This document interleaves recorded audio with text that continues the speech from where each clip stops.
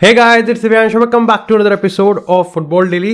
और ये PSG ने मामला गड़बड़ा दिया यार, मतलब now it's a real shit, मतलब seriously. But apart from that I think PSG ने ब्लंडर करा है. उससे ज़्यादा मेरे को लगता है कि आई थिंक अप्रोप्रिएट ये होगा कहना कि बेनफिका ने मतलब कुछ कमाल ही कर दिखाया है. मतलब जिस तरीके से सामने मैंने टेबल खोल रखी है, देखो ये चीज़ तो माननी पड़ेगी. बहुत रेयर होता है कि जब दो टीम्स के जो पॉइंट्स हैं वो यहाँ पर सेम है, उसके बाद जो गोल डिफरेंस है साला वो भी सेम है, गोल फॉर्म वो भी सेम है, गोल कंसीड वो भी सेम है. मतलब यहाँ पर डिसाइड इस चीज पे किया गया कि away from the home goal किसने ज्यादा स्कोर किया है.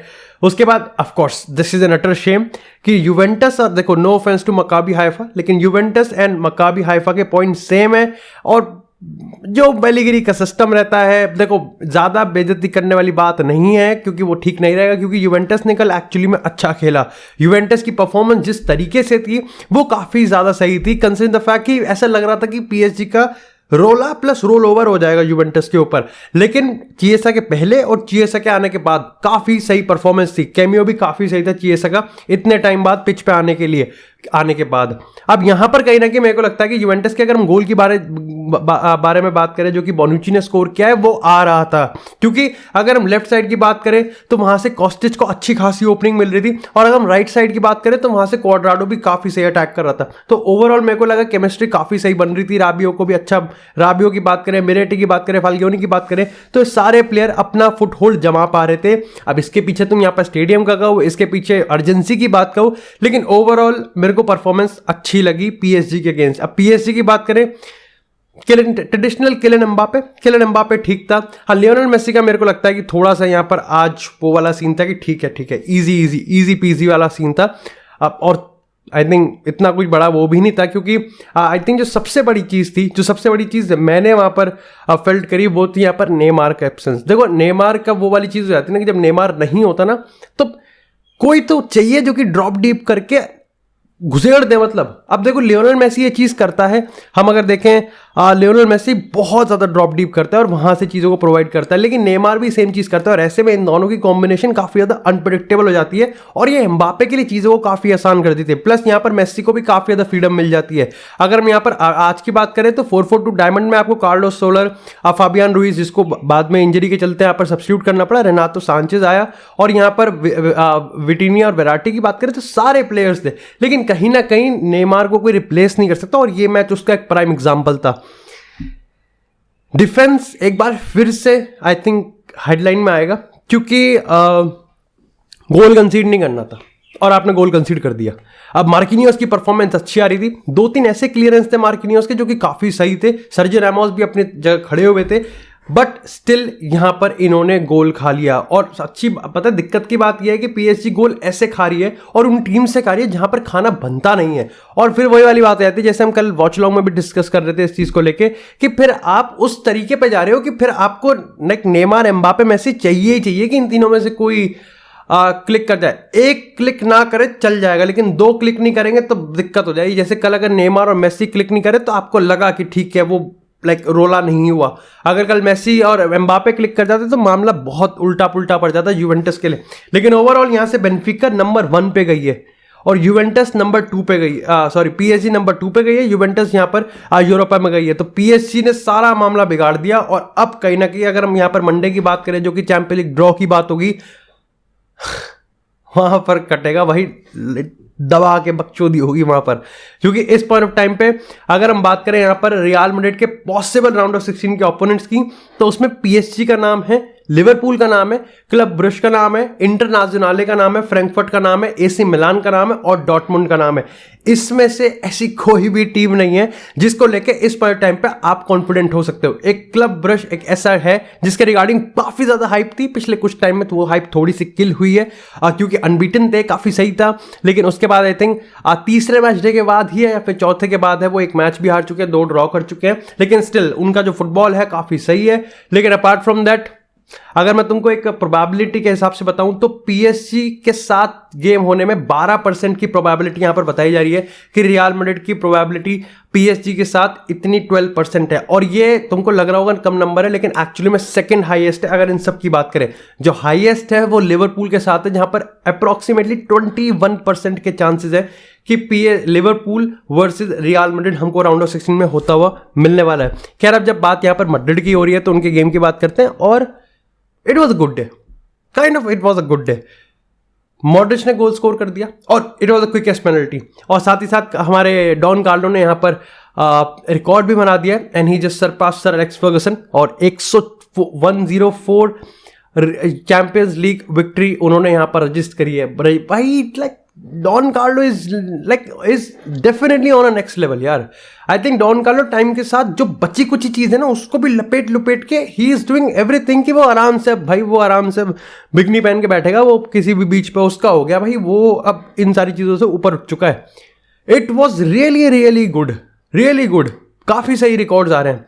लेकिन यहाँ पर अगर हम गेम की बात करें, मेरे लिए जैसे कार्लो एंसेलोटी ने अपने 3 प्लेयर्स रखे जो उसको सबसे ज़्यादा अच्छे लगे, वो थे यहाँ पर अगर हम बात करें कारवाहाल की हम बात करें, उसके बाद यहाँ पर असेंसियो की बात करें, और अगर मिडफील्ड से हम बात करें यहाँ पर लूका मॉड्रिच की बात करें, तो उसने जिस तरीके से यहाँ पर इन तीनों को हाईलाइट किया है, आई थिंक मेरे लिए भी Asensio was definitely man of the match, क्योंकि असेंसियो आज पूरी तरीके से मेरे को इन्फ्यूज होता हुआ दिख रहा था गेम प्लान में। असेंसियो जो सिस्टम होता है कि विनीसियस, रॉड्रिगो, असेंसियो आप तीनों को घुमाते रहो, असेंसियो उसको भी कर पाया था।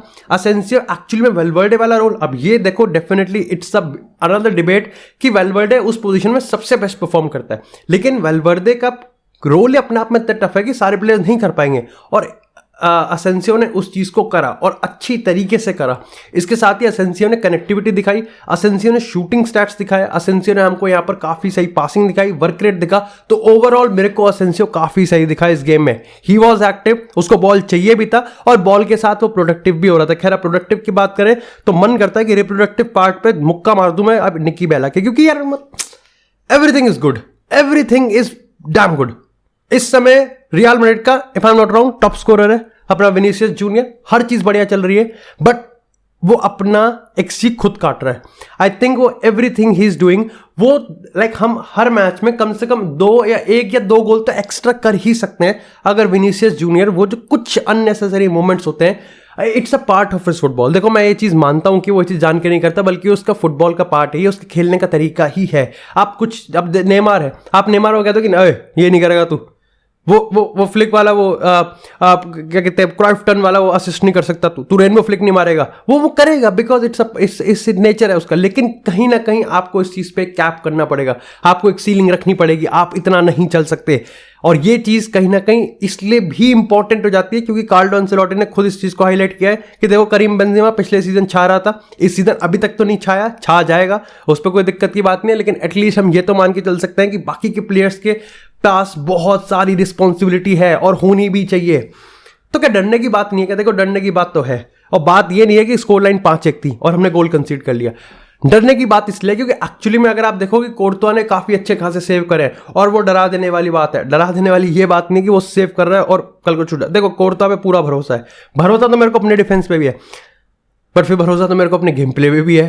हम बहुत ज्यादा चांस दे देते हैं, हम बहुत ओपन स्पेस देते हैं, मतलब 3-4 पास कोर्तुआ पे शूट है, ये नहीं होना चाहिए। क्योंकि नो ऑफेंस टू सेल्टिक की बात करें, शेरिफ की बात करें, आरबी लाइप्जिग की बात करें, हमारा ग्रुप का जो ग्रुप स्टेज के गेम्स थे काफी सही थे, काफी एंटरटेनिंग थे, बट अब यहां से कहीं ना कहीं बड़ी टीम्स आएंगी। राउंड ऑफ 16 में हम देख रहे हैं कि यहां पर तुम देखो PSG, Liverpool, Club Brugge International, Frankfurt, Milan, Dortmund, कौन सी टीम है ऐसे छोड़ सकती है? मिलान की बात करें, राफेल लियाओ, ओलिवियर जिरूड 4-0 से कल हराया उन्होंने। अब आप लिवरपूल की बात करो, मो साला, डार्विन नूनेस, बाकी तो है ना, मतलब डार्विन नूनेस भी है। उसके बाद PSG की बात करो, मेसी, नेमार, एम्बापे, इंटरनेशनल की बात करो तो वहां पर जेको है, लुकाकू है, लोतारो मार्टिनेस है। डॉर्टमुंड की बात करते हैं तो वहां पर प्लेयर्स हैं, ये सारे प्लेयर्स आपको पनिश कर सकते हैं। हम डिफेंसिव ट्रांजिशन में दिक्कत खा रहे हैं, वी आर स्लो, हम रिएक्ट नहीं कर पा रहे। हम यहाँ पर अगर हम बात करें आउट ऑफ पोजीशन भी हम दिख रहे हैं क्योंकि हम अटैक्स में नंबर कमिट करते हैं। अब देखो, ये चीज़ कोई बहुत बड़ी प्रॉब्लम नहीं है, लेकिन दिक्कत बस इस चीज़ की है कि ये चीज़ कंटिन्यू रहेगी। देखो, डिस्पाइट कि अपन लोग इसको क्रिटिसाइज करें, अपन लोग इस पर डिबेट करें, लेकिन ये चीज़ कंटिन्यू रहने वाली है। उसके पीछे का रीज़न यही, कार्लो एंसेलोटी का गेम स्टाइल ऐसा ही है। लेकिन इसके साथ अगर हम थोड़ा यहाँ पर आगे चले तो यहाँ पर भाई चेल्सी ने हरा दिया है ज़ाग्रेब को। 2-1 की स्कोर लाइन से, and it was a good game, it was a good game considering the fact कि थोड़ा सा रबर वाला गेम कह सकते हो, चेल्सी को ज्यादा कुछ प्रूव करने के लिए था नहीं, लेकिन फिर भी आई एडमायर द फैक्ट कि ग्राहम पॉटर ने अपनी स्ट्रॉन्ग 11 खिलाई। काफी टाइम बाद यहाँ पर हमको जकारिया का डेब्यू देखने को मिला और पहला ही गेम था, एंड इट वाज गुड। उसके अगर आप नंबर्स देखोगे तो काफी अच्छे आते हैं। डायनामो लाइक अगर फैंस की हम बात करें तो फैंस का रिसेप्शन भी इसके रिगार्डिंग बहुत पॉजिटिव है, नंबर्स काफी ज्यादा पॉजिटिव है। यहाँ पर इवन ग्राहम पॉटर अगर मैनेजर्स के कमेंट्स की बात करें तो वो भी काफी ज्यादा पॉजिटिव है, और अच्छा लगा देखने को कि ठीक है आपने पहला गेम दिया और क्या कहते हैं जकारिया ने इसको अच्छे पॉजिटिवली रिएक्ट करा। खैर यही चीज मैं असेंसियो के लिए भी कह सकता हूँ, गेम टाइम कम था, लेकिन गेम टाइम कम मिला था इससे पहले, और अभी भी मेरे को लगता है आगे आने वाले टाइम में कम ही मिलेगा, बट उसको वो पॉजिटिवली ले रहा है और उस पर पॉजिटिवली रिएक्ट कर रहा है। इस तरीके से रियल मैड्रिड इसका कॉन्ट्रैक्ट रिन्यू कर सकती है, and he is definitely going to be a very important player. क्योंकि आज के टाइम में लगता है कि यार रोटेशनल प्लेयर्स की वैल्यू नहीं, बचा आज के टाइम में रोटेशनल प्लेयर्स की भी बहुत बड़ी वैल्यू है, और असेंसियो उसको चेक करता है। खैर वापस से चेल्सी वाले गेम पे आते हैं। अच्छा था, रहीम स्टर्लिंग को उसका मैच मिल गया, उसका गोल मिल गया, और ये इस मैच में बहुत इंपॉर्टेंट भी चीज थी, क्योंकि डायनामो ज़ाग्रेब ने चेल्सी के होम पे ही गोल मार दिया था, और ये एक थोड़ा सा सकर पंच की तरफ हो सकता था। खैर उसमें कुछ बिगड़ने वाली बात नहीं थी, लेकिन तुम खुद सोचो, ब्राइटन से 4-1 से हार गए आप, तो ग्राहम पॉटर पे ऑलरेडी प्रेशर था। ग्राहम पॉटर पे ऑलरेडी चेल्सी के कुछ फैंस हैं जो कि एक क्वेश्चन मार्क खड़ा कर रहे हैं, कुछ हैं कि ज्यादा है, लेकिन ये तो खैर होता रहता है। लेकिन उसके साथ ही आप आने वाले टाइम की बात करो तो वहां पर न्यूकासल यूनाइटेड वेट कर रही है, आर्सेनल वेट कर रही है, और उसके बाद सीधा वर्ल्ड कप है। इस मैच में काफी बैड न्यूज है for English and Chelsea. Ben Chilwell को यहाँ पर दिक्कत है, खैर दिक्कत तो यहाँ पर अब केपा को भी हो गई है, तो ये एक बड़ी दिक्कत है। और आप देखो कि पूरा सिस्टम ऐसा है सारे क्लब्स का कि जो प्लेयर्स हैं वो अपने आप कम इंटेंसिटी से खेल रहे हैं, कम कमिट कर रहे हैं, और उसके पीछे वर्ल्ड कप ही एकमात्र रीजन है कि nobody wants actually to leave the biggest showdown, biggest platform alone. तो वो वर्ल्ड कप को यहाँ पर बिल्कुल भी नहीं छोड़ना चाहते। ऐसे में आप ये भी देखो कि अब अगर जकारिया के गोल की बात करें, अगर स्टर्लिंग की गोल की बात करें, तो ओवरऑल गोल भी, ओवरऑल जो गेम प्ले था चेल्सी का वो भी ठीक था, दबा के रखा, इट वाज गुड। लेकिन डायनामो ज़ाग्रेब का लाइक सेकंड हाफ तक, मतलब फर्स्ट हाफ तक ही चला, सेकंड हाफ में it was good, comfortable victory for Chelsea. Milan की बात करें तो मिलान ने यहाँ पर 4-0 से हरा दिया है। It was again a very entertaining match. Messias ने 90+2 पे यहाँ पर करा। इसी तरह बेनफिका की बात करें तो बेनफिका आई थिंक लास्ट में निकाल के ले गई। इट वॉज 90+2 जब छठा गोल यहाँ पर बेनफिका ने मारा है, इफ आई थिंक छठा ही 6, हाँ छठा, जब आई थिंक 90+ पे मारा है यहाँ पर जाओ मारियो ने। It was at that moment जब बेनफिका ने यहाँ पर ग्रुप को टॉप किया है, और ये बहुत इंपॉर्टेंट है। आई थिंक हम लोग देख नहीं रहे हैं, बेनफिका काफ़ी मेन स्ट्रीम नहीं है, लेकिन बेनफिका का जो फुटबॉल है वो बहुत प्यारा है। बेनफिका का जो फ्री फ्लोइंग फुटबॉल है, लगता है भाई कि पता नहीं क्यों ऐसी गट फीलिंग आ रही है कि बेनफिका निकाल सकती है, बेनफिका किसी ना किसी को तो अपसेट कर सकती है। ओवरऑल अगर तुम मेरी बात करो, मैं तुमको यहाँ पर, अगर हम तुम्हारे सामने यहाँ पर पिक्चर्स आ रही होंगी इस पॉइंट ऑफ टाइम पे, नेपली, लिवरपूल, इस पूरे ग्रुप की बात करें तो यहाँ पर जो स्टैंडिंग्स है मेरे को काफ़ी सही लग रही है। थोड़ा सा नेपली अगर ऊपर भी होती, लिवरपूल नीचे होती, तो मेरे को कोई दिक्कत नहीं होती, मतलब पॉइंट टेबल में दोनों के पॉइंट्स अभी सिमिलर है। ये चीज़ एक और चीज़ बताती है कि Liverpool despite domestic trouble Europe में काफ़ी सही अभी जिंदा बची हुई है। अगर दूसरे की बात करें तो पोर्तो और क्लब ब्रश दोनों सही थे। लेवरकुसेन डोमेस्टिकली भी काफ़ी स्ट्रगल कर रही है, और यूरोपियन में भी, यूरोप फुटबॉल में भी स्ट्रगल कर रही है। एथलेटिको मैड्रिड का तो अगर पत्ता ही कट गया। उसके बाद ग्रुप सी की बात करें तो यहाँ पर बायर्न ने टॉप करा है, इंटरनेशनल उसके पीछे हैं, और बार्सिलोना ने इस बार फिर से डिसअपॉइंट किया है, और काफ़ी बड़ा अपसेट भी रहेगा इस बार चैंपियंस लीग के इस कैंपेन में, और वो यूरोपा जाएंगे। इसके साथ ही ग्रुप डी की बात करें तो टॉटनहम और एंट्रिक फ्रैंकफर्ट, स्पोर्टिंग यूरोपा जाएगा, मार्सेल बाहर गया। काफ़ी एंटरटेनिंग था, क्लोज था, तो definitely it was good. Group ई की बात करें तो चेल्सी ने एक बहुत बढ़िया कमबैक करा है, जहां लग रहा था कि चेल्सी बॉटम पे जाएगी, अब चेल्सी कहीं ना कहीं यहाँ पर टॉप करती हुई दिख गई है, और टॉप कर दिया है। और चेल्सी के लिए भी दिक्कत है, बस चेल्सी लिवरपूल को फेस नहीं करेगी, बाकी चेल्सी फ्रैंकफर्ट को फेस कर सकती है, और इंटर को फेस कर सकती है, क्लब ब्रुश को फेस कर सकती है, आरबी लाइप्जिग को फेस करेगी, डॉर्टमुंड को फेस कर सकती है, और पीएसजी को भी फेस कर सकती है। बाकी सिटी ने भी यहाँ पर 3-1 से सेविया को हराया है, और सेविया भी यूरोपा जाएगी। और भाई जस्ट इमेजिन यूरोपा जीत जाए वो, खैर फिर नहीं जीतेगी क्योंकि अब उन्हें एमरी नहीं है ना खैर उन्हें एमरी तो पहले भी नहीं था, बट ठीक है। बाकी that's it for this episode guys. I hope आपको ये एपिसोड पसंद आया। ओवरऑल आई थिंक हमने आज जनरल डिस्कशन करा है कि क्या हम चैंपियंस लीग से एक्सपेक्ट कर सकते हैं, और क्या हमको यहाँ पर चीज़ों को एक्सेप्ट करना पड़ेगा। क्रिटिसिज्म हमने रियल मैड्रिड की बात करी है, पीएसजी की बात करी है, और हमने यहाँ पर चेल्सी के मैच पे भी थोड़ा सा इन डेप्थ हमने डिस्कशन करा है। बाकी thank you so much guys for watching this episode. Do make sure आप चैनल को सब्सक्राइब करें और इस एपिसोड को लाइक करें। मिलते हैं आपसे एक नए